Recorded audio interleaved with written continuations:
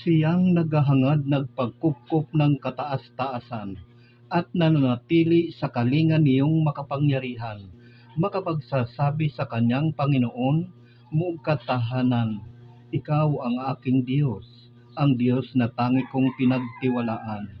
Ika'y ililigtas niya sa panganib sa umang nabitag, at kahit anumang mabigat na salot, di ka magdaranas.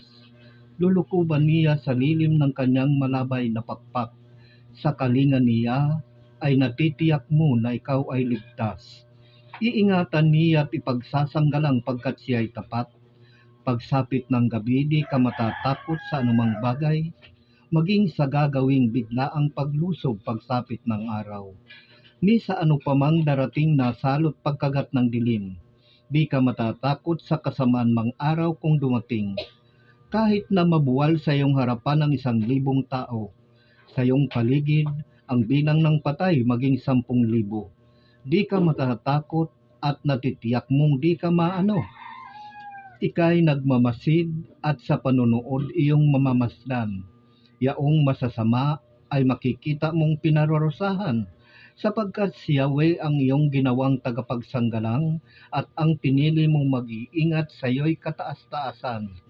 Di mo aabuting ika'y mapahamak at walang daratal, kahit anong uring mga paghihirap sa iyong tahanan.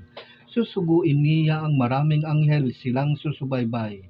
Kahit sa ang dako ika'y maparoon tiyak iingatan.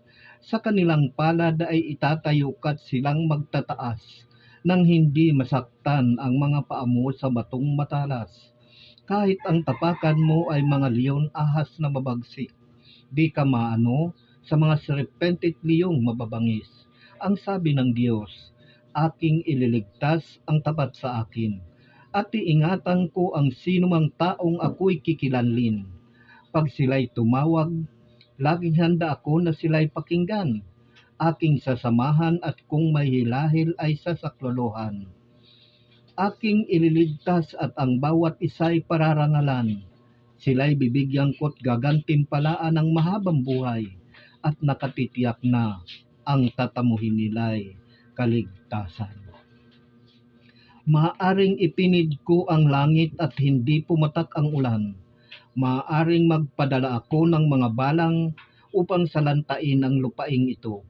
Maaaring palaganapin ko sa aking bayan ang salot. Ngunit sa sandaling ang bayang ito na aking pinili ay magpakumbaba. Manalangin. Hanapin ako at talikdan ang kanilang kasamaan. Diringgin ko sila. Patatawarin ko